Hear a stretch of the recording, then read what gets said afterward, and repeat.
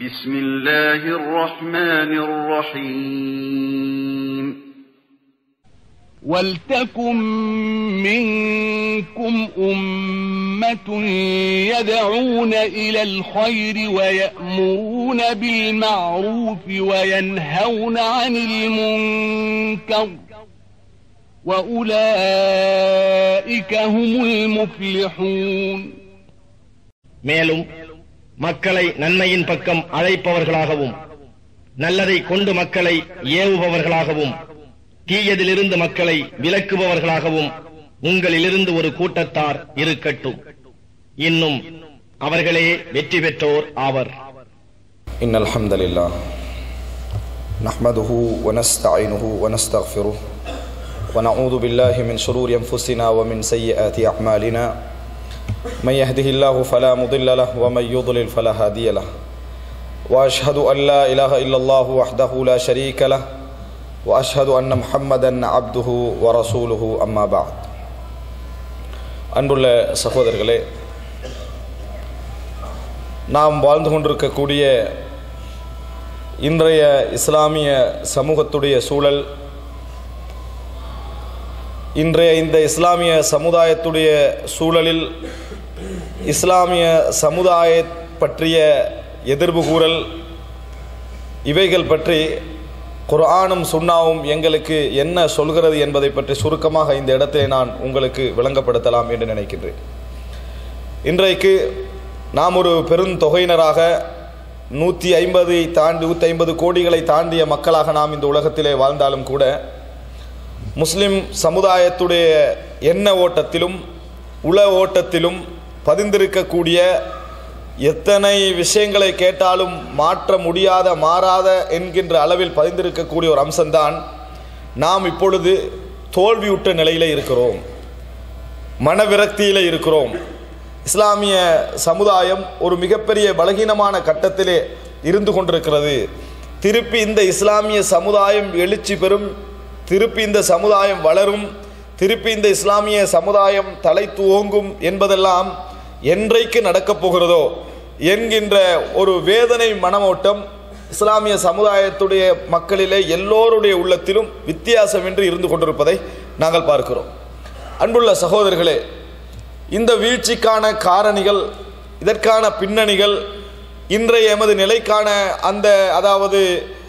இந்த நிலைக்கான உந்துதலாக தள்ளப்பட்ட சூழ்நிலைகள் என்னவென்றெல்லாம் அவதானிகள் ஆய்வு செய்து கொண்டிருக்கின்றதை ஒரு பக்கத்தில் வைத்துவிட்டு குர்ஆனும் சுன்னாவும் இது பற்றி எங்களுக்கு சொல்லக்கூடிய ஆன்மீக வழிகாட்டல் என்ன என்பதை நாங்கள் தெரிந்து கொள்வது எமது தலையாய கடமையாக இருந்து கொண்டிருக்கிறது. இன்றைக்கு நீங்கள் இந்த இஸ்லாமிய சமுதாயத்தை சர்வதேச உலகிலே எடுத்து பார்ப்பீர்கள் என்று சொன்னால் வெற்றி பெறுவதற்குரிய எல்லா விதமான தகுதிகளும் இந்த சமுதாயத்தில் இருக்கிறது. நீங்கள் எந்த சமுதாயத்தையும் விட எல்லா விதமான சடரீதியான எல்லா விதமான தகுதிகளும் இந்த சமுதாயத்தில் இருப்பதை நீங்கள் காண முடியும். அதை நாம் உலக ரீதியாக உணர்கிறோம்.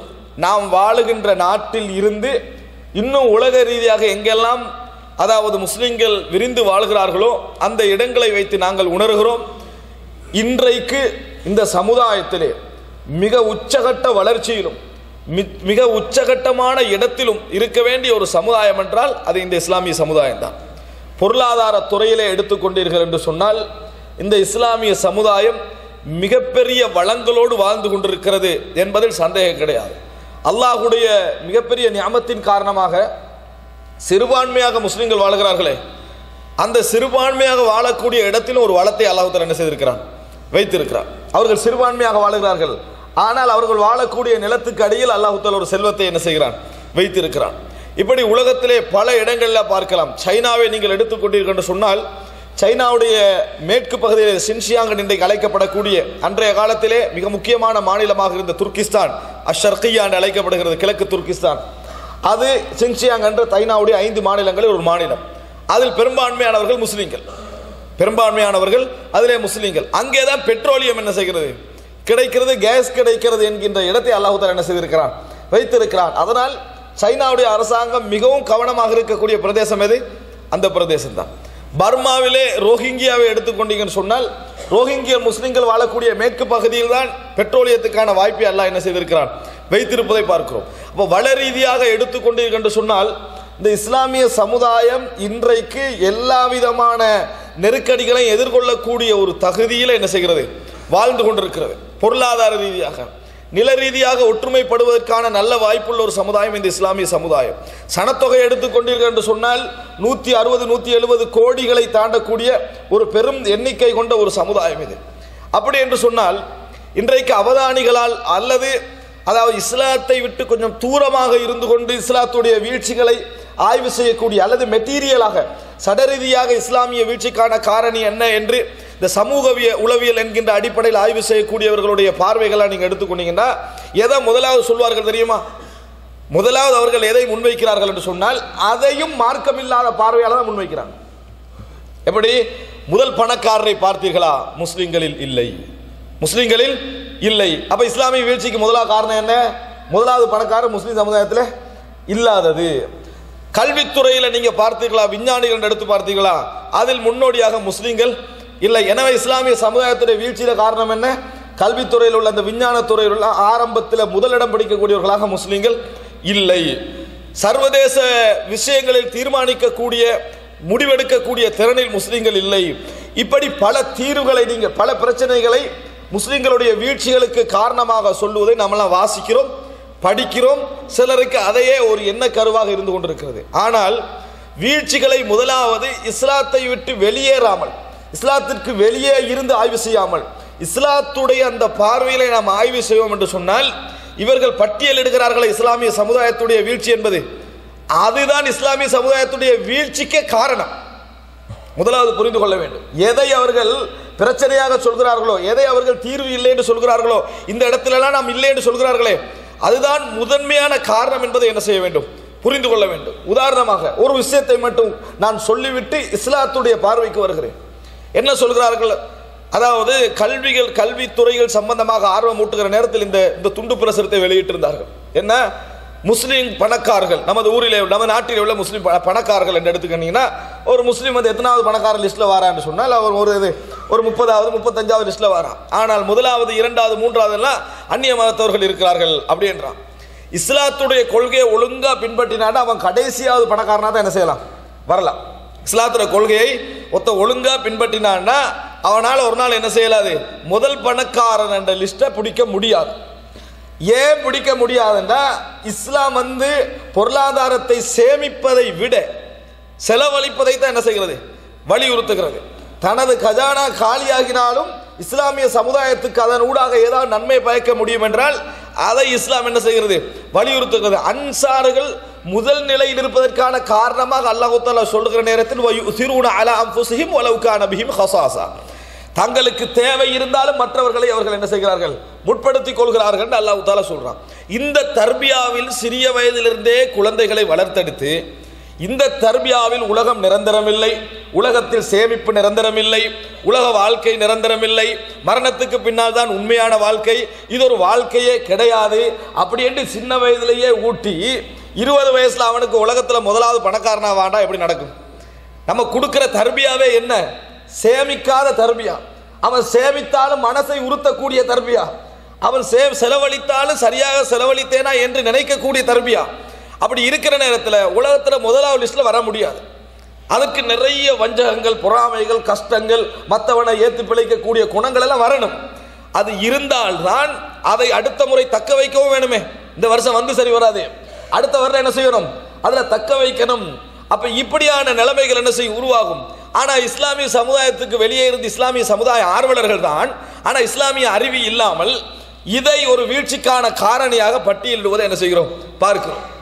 கல்வித்துறை எடுத்துக்கிட்டீங்கன்னா உலகத்தை படிச்சாங்களா படிக்கலையா என்று சொல்ல முடியாத லெவல்ல விஞ்ஞானிகள் இல்லை, ஆயுதங்கள் குறைவு, நம்மகிட்ட ப்ரொடக்ஷன் குறைவுன்றாங்க, படிக்கல அப்படின்றா.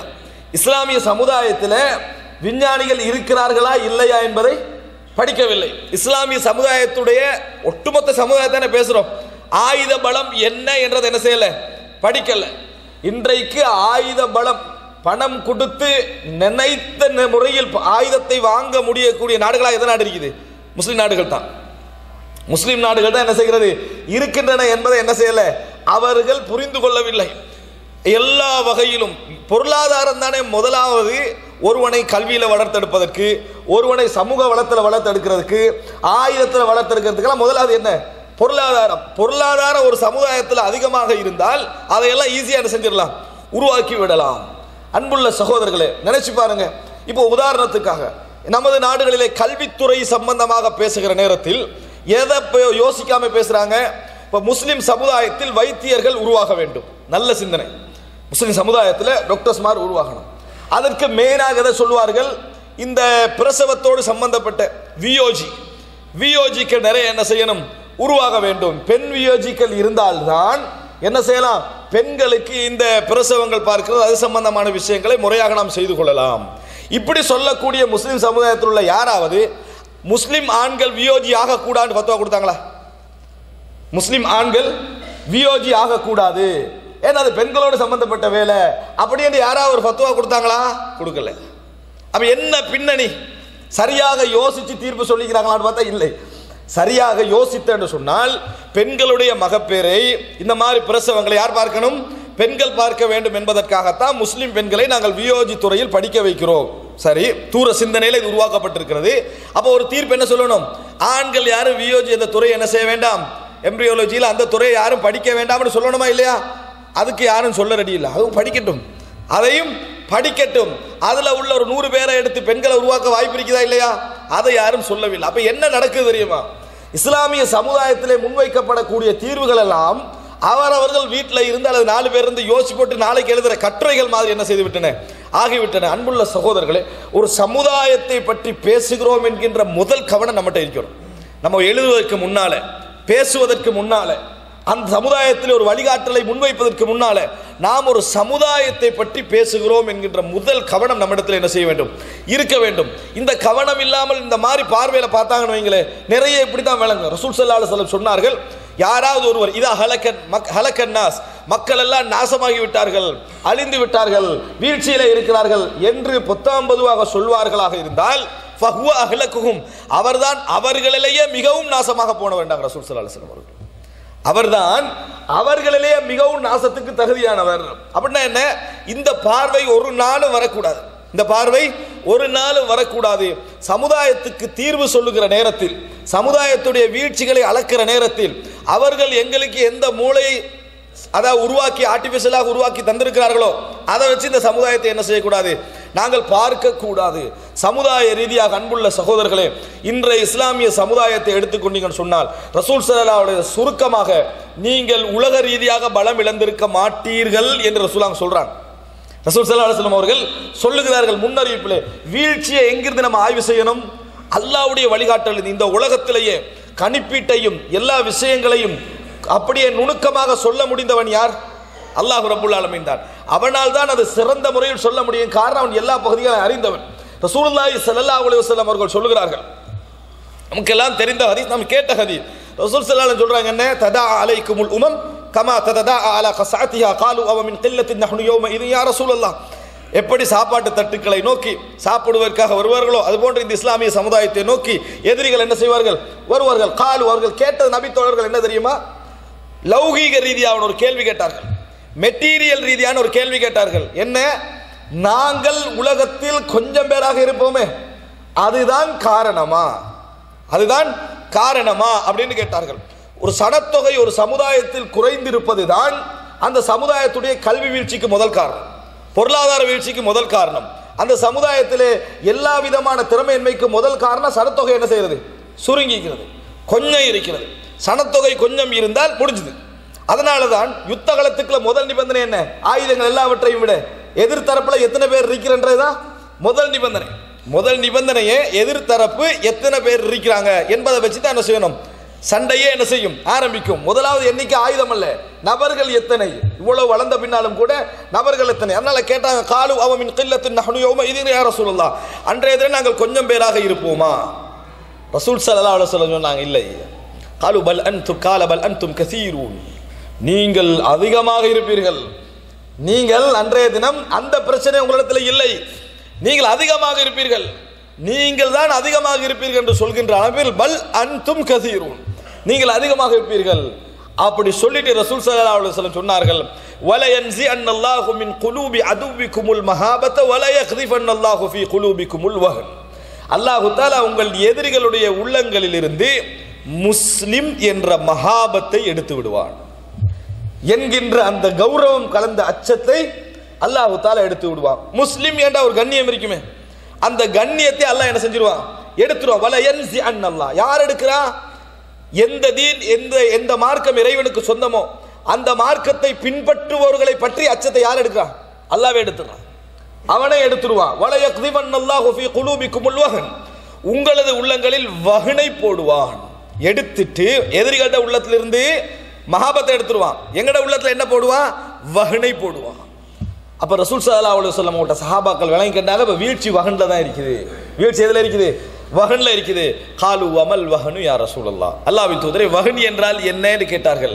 ரசூலுல்லாஹி ஸல்லல்லாஹு அலைஹி வஸல்லம் அவர்கள் ஒரு அழகான சுருக்கமான ஒரு வார்த்தையை சொன்னார்கள். ஹுப்புத் துன்யா வ கராஹியத்துல் மௌத். ஹுப்புத் துன்யா வ கராஹியத்துல் மௌத், உலகம் பற்றிய அந்த பற்று, மரணம் பற்றிய வெறுப்பு அப்படின்னு ரசூலுல்லாஹி ஸல்லல்லாஹு அலைஹி வஸல்லம் சொன்னார்கள். நீங்கள் எங்கெல்லாம் இந்த இஸ்லாமிய சமுதாயத்தில் உலக மோகத்தையும் மரணம் பற்றிய வெறுப்பையும் காண்கிறீர்களோ அது எந்த துறையாக இருந்தாலும் அதுதான் இஸ்லாமிய சமுதாயத்துடைய வீழ்ச்சிக்கான முதல் காரணம். அது மார்க்கத்துடைய போர்வையிலும் வரும், மார்க்கத்துடைய போர்வையிலும் வரும், மார்க்கத்துடைய போர்வை இல்லாமலும் வரும். ரசூல் ஸல்லல்லாஹு அலைஹி வஸல்லம் சொல்கிறார்கள், அக்ஸரு முனாஃபிகி உம்மத்தி அல் குர்ரா, என் உம்மத்தின் அதிகமான நயவஞ்சகர்கள் காரிகளாக இருப்பார்கள். ரசூல் ஸல்லல்லாஹு அலைஹி வஸல்லம் அவர்கள் எப்படி அக்ஸரு முனாஃபிகி உம்மத்தி அல் குர்ரா ரசூல் எப்படி சொன்னாங்க? மார்க்கத்துடைய போர்வையில் என்ன செய்யும்? அதான் ரசூலுல்லாஹ் இன்னொரு செய்தியில சொன்னார்கள், இக்ராஉல் குர்ஆன், குர்ஆனை நீங்கள் ஓதுங்கள். قبل أن يأتي قوم يتعجلونه ولا يتأجلونه, நீங்கள் குர்ஆனை ஓதிக்கொள்ளுங்கள். இந்த குர்ஆனை வைத்து இந்த உலகத்தை சம்பாதித்து சாப்பிடக்கூடிய சமுதாயம் வருவதற்கு முன்னால் குர்ஆனை ஓதிக்கொள்ளுங்கள். யதஅஜ்ஜலூனஹு வலா யதஅஜ்ஜலூனஹு அப்படின்னா என்ன?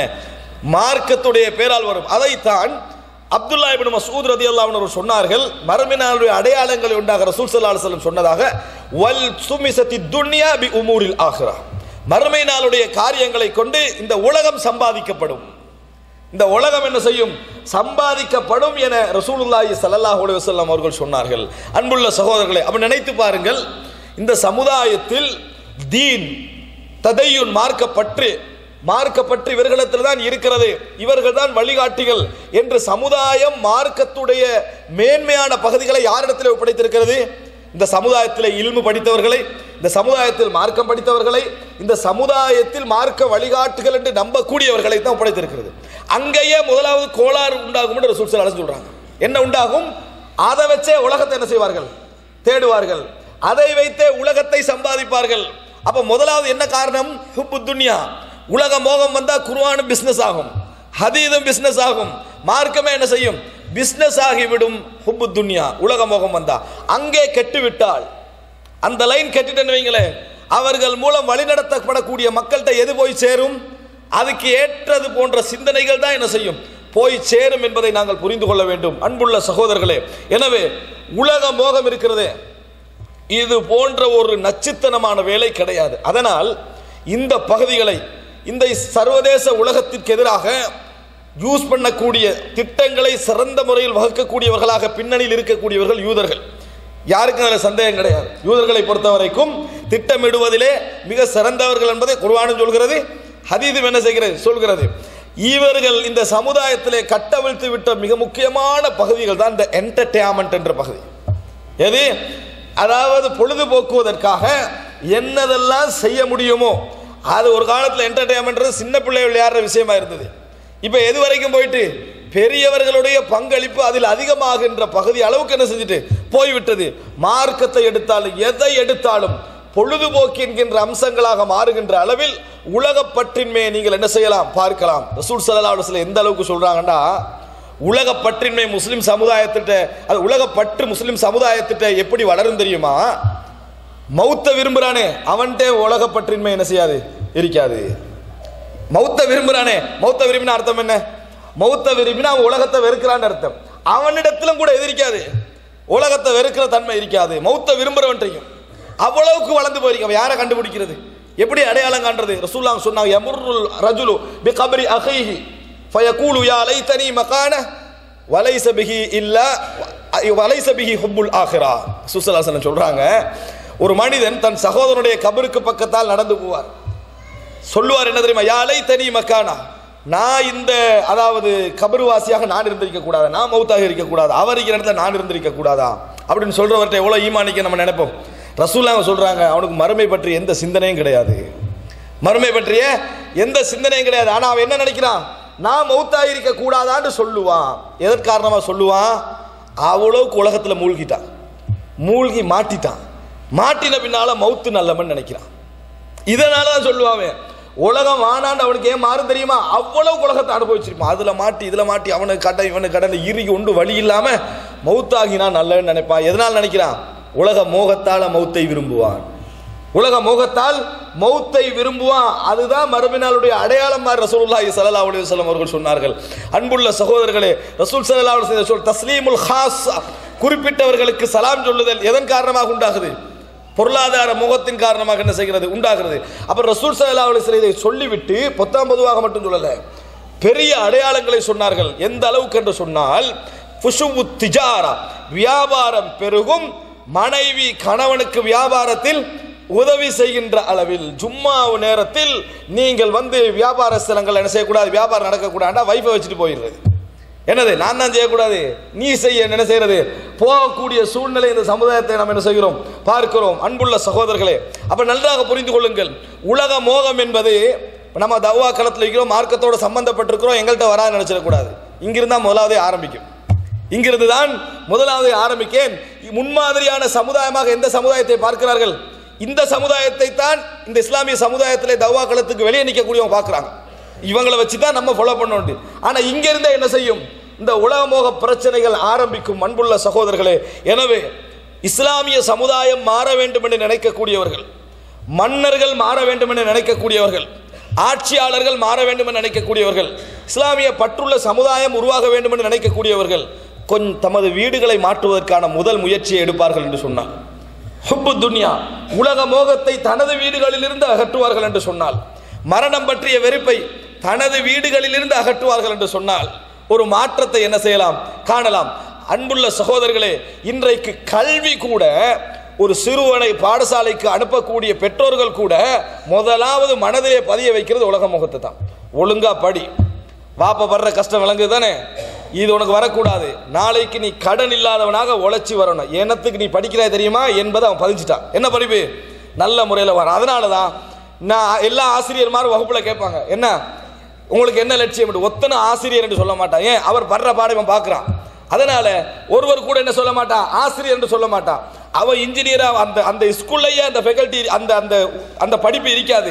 ஆனா என்ன செய்வான், நான் டாக்டராக விஞ்ஞானியாக இப்படித்தான் பேசுவான். காரணம் என்ன தெரியுமா, அவனுக்கு ஊட்டப்பட்டிருப்பது பொருளாதாரம். கல்வி என்பது சமுதாயத்துக்கு சேவை செய்ய வந்த ஒரு ஊடகம் என்பது அவனுக்கு என்ன செய்யல, ஊட்டப்படவில்லை. அப்ப எல்லா பகுதிகளும் இந்த இஸ்லாமிய சமுதாயத்தில் ஏது என்று வியாபித்து வருகிறது என்றால், மார்க்கப்பட்டுள்ளவர்களிடத்திலும் மார்க்கத்தை எத்தி வைக்கக்கூடிய இந்த தவ்வா களத்திலும் இருந்து அதற்கு வெளியே உள்ள எல்லோரிடத்திலும் உலக மோகம் ஒரு விகிதாசாரத்தில் குறைவிருக்கலாம், ஆனால் வளர்ந்து வரக்கூடியதை பார்க்கலாம். கராஹியத்துல் மவுத், மரணம் பற்றிய வெறுப்பும் வளர்ந்து வரக்கூடியதை பார்க்கலாம். அன்புள்ள சகோதரர்களே, இந்த மனநோய் வந்துவிட்டால், இந்த மனோநிலை வந்துவிட்டால், இதன் ஊடாக இந்த சமுதாயத்திலே நாம் என்ன செய்தாலும் அது பிரயோஜனம் அளிக்கப் போவது கிடையாது. இதனால் அடிப்படையாக மனதிலே பதிய வைத்துக் கொள்ள வேண்டிய விஷயம், இந்த சமுதாயத்துடைய வீழ்ச்சிக்கு பின்னால் இருக்கக்கூடியதாக ரசூலுல்லாஹி ஸல்லல்லாஹு அலைஹி வஸல்லம் சொன்ன முதல் காரணமும் கடைசி காரணமும் ஹுப்பு துன்யா வ கராஹியத்துல் மவுத். நினைச்சு பாருங்க, இந்த சமுதாயத்துடைய வீழ்ச்சிக்கு முஸ்லிம் பணக்காரர்கள் யாரும் முதலாவது இல்லை என்று ஒருத்தன் சொல்றான்டா, தீர்வே எப்படி இருக்குது, ரசூலுல்லாஹ் சொன்னதுக்கு எதிராக இருக்குது. தீர்வே ரசூலுல்லாஹி ஸல்லல்லாஹு அலைஹி வஸல்லம் சொன்னதற்கு எதிராக இருப்பதை நாங்கள் பார்க்கிறோம். அல்லாஹ் ரப்புல் ஆலமீன் இந்த சமுதாயத்தை பார்க்கிற நேரத்தில் இஸ்லாமிய கண்ணோட்டத்தோடு முழுமையாக பார்க்கக்கூடிய இல்மை முதலாக இந்த சமுதாயத்தில் அல்லாஹ் தஆலா விதித்தருள்வானாக.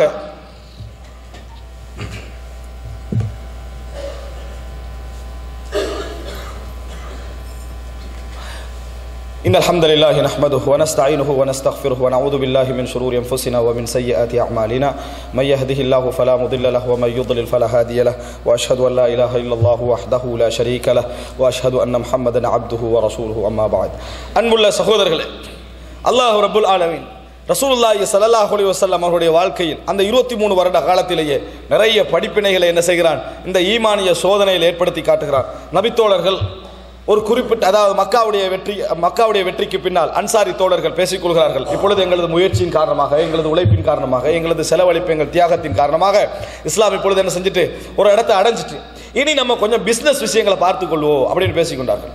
என்ன, இனி கொஞ்சம் பிசினஸ் விஷயங்களை பார்த்துக்கொள்வோம் அப்படின்னு பேசிக்கொண்டார்கள். போதும், மார்க்கத்துக்காக எடுத்த முயற்சி, இப்பொழுது நம்ம பொருளாதாரத்தை அதில் கொஞ்சம் கவனிப்போம் உண்டு. அல்லாஹ் தஆலா குர்ஆன் வசனம் இறக்கிறான், வலா துல்கு பி ஐதீக்கும் இலா தஹ்லுகா, உங்களை நீங்களே அழிவின் பக்கம் இட்டு செல்ல வேண்டாம், உங்கள் கரங்களால் உங்களை அழித்துக் கொள்ள வேண்டாம். ஒரு முஃமினுக்கு அப்படி ஒரு கட்டமே வாழ்க்கையில கிடையாது. எது, 10 வருஷம் இஸ்லாம், இன்னொரு 10 வருஷம் என்னது பிசினஸ், இன்னொரு 10 வருஷம் சமூகம், அப்படி இல்லை.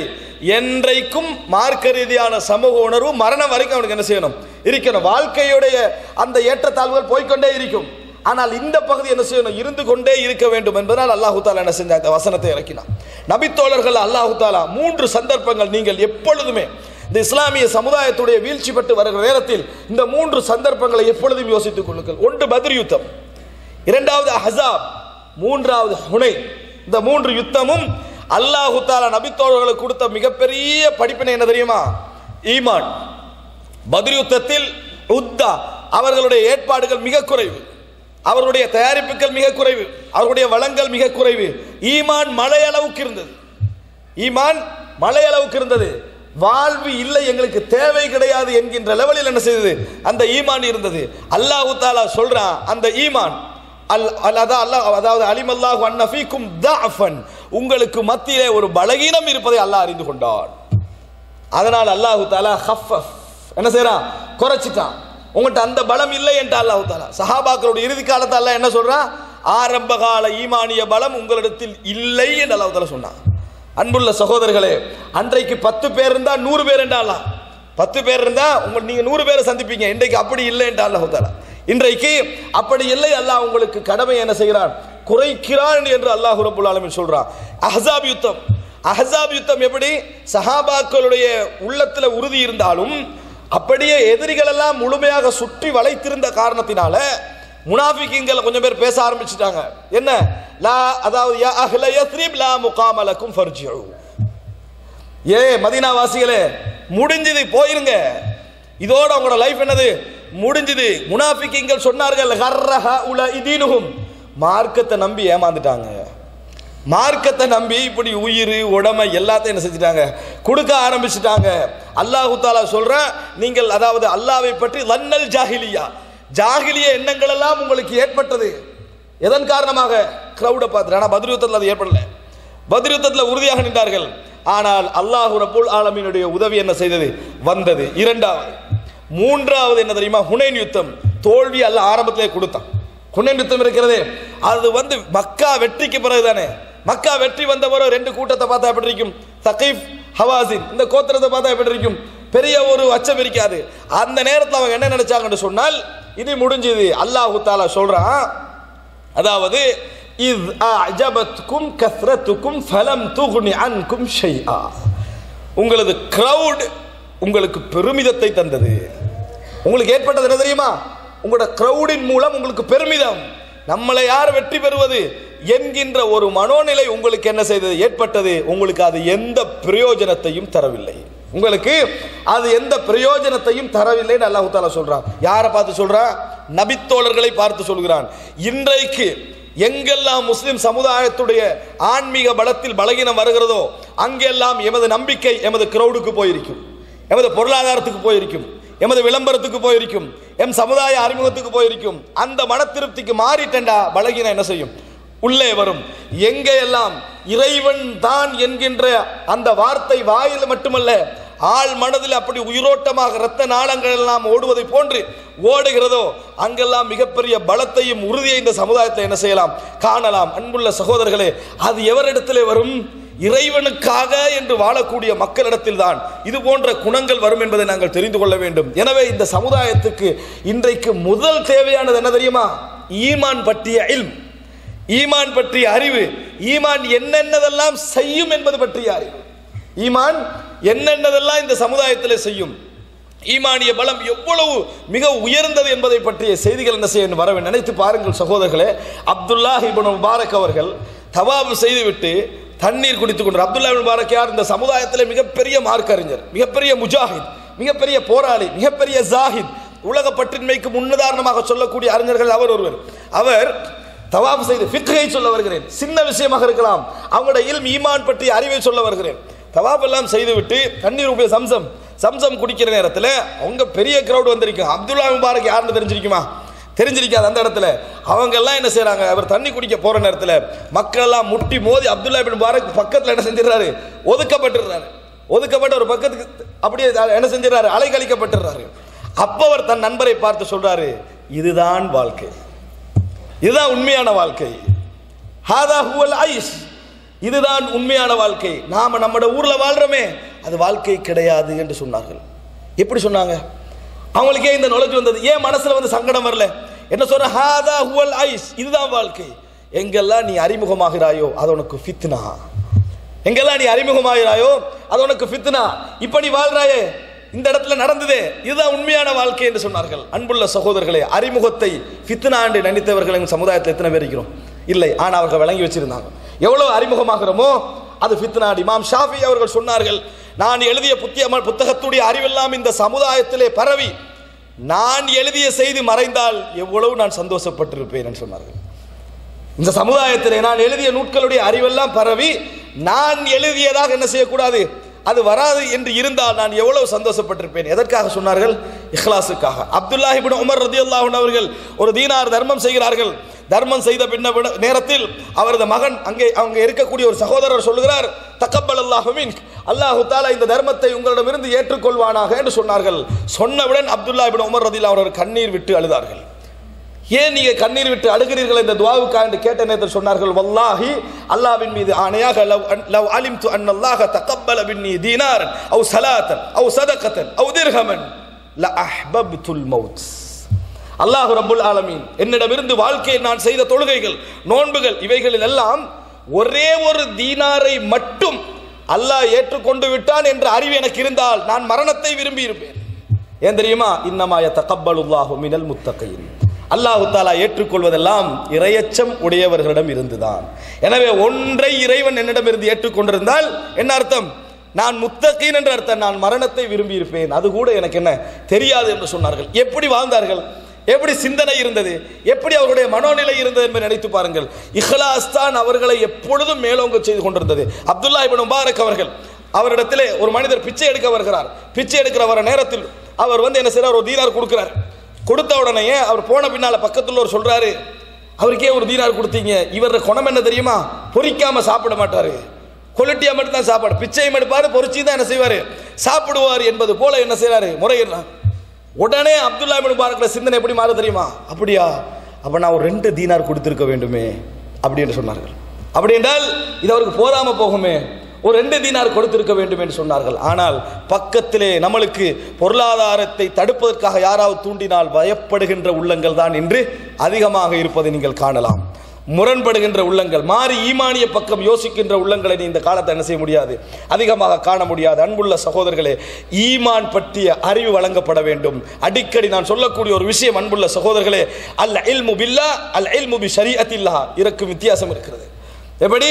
இறைவனை பற்றி அறிவும் இறைவனது மார்க்கம் சட்டங்கள் பற்றிய அறிவும் வேறு வேறு, அது ரெண்டும் வேறு வேறு. இறைவன் பற்றிய அறிவு என்பது ஈமானோடு சம்பந்தப்பட்டது. இறைவனுடைய சட்டங்கள் பற்றிய அறிவு எல்லாம் ஈமானோடு சம்பந்தப்பட்டது கிடையாது. அது ஆரம்பத்தில் நான் சொல்லக்கூடிய இறைவன் பற்றிய அறிவு இருந்தால்தான் இதுவும் அதுவும் என்ன செய்யும், ஒன்று சேரும். இறைவன் பற்றிய அறிவு என்பது என்ன? இறைவன் எப்படி இந்த உலகத்தை ஆளுகிறான், அவனது சுன்னா என்ன, அவன் யார், அவனது ஆற்றல் என்ன, அவன் எப்படி செய்வான், அவன் எப்படி தண்டிப்பான் என்பதை பற்றிய அறிவு. இறைவன் பற்றிய மார்க்க அறிவென்றா என்ன? ஹலால் ஹராம், எது சுன்னா, எது வாஜிப், இது போன்றவைகள் சம்பந்தப்படாமல், இந்த சமுதாயத்தில் இந்த ஈமானிய அறிவு போதிக்கப்படாமல் ஒரு நாள் இந்த சமுதாயம் ஒரு எட்டு நகர முடியாது என்பதை புரிந்து கொள்ள வேண்டும். ரசூலுல்லாஹி ஸல்லல்லாஹு அலைஹி வஸல்லம் சொன்னார்கள், லா யன்ஸிஉஹு ஹத்தா தர்ஜிஉ இலா தீனிக்கும். உங்கள் மீது ஏற்படக்கூடிய எதிர்காலத்துடைய இழிவு இருக்கிறதே, இது நீங்கள் மார்க்கத்துக்கு திரும்பி வருகின்ற வரைக்கும் அல்லாஹ் உங்களை விட்டு அதை அகற்ற மாட்டான். அந்த இழிவு உங்களிடத்தில் என்ன செய்யும்?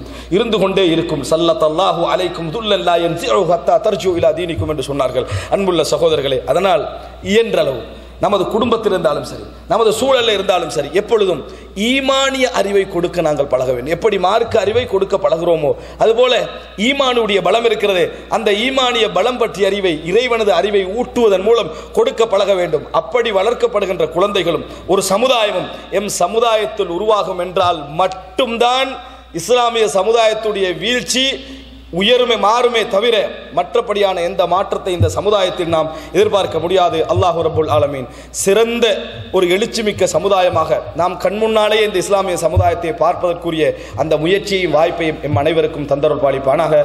ஹாதா மா இந்தி வல் இல்மு இந்தல்லாஹ் வ அகூலு கௌலி ஹாதா வ அஸ்தக்ஃபிருல்லாஹ் லி வ லக்கும்.